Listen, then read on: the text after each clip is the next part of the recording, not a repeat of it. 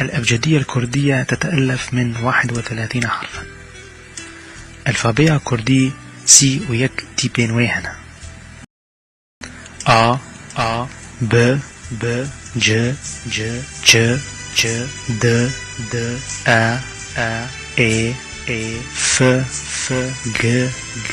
H H E E I I J J K K L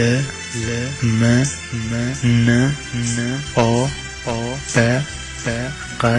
Q R R S S Ş Ş T T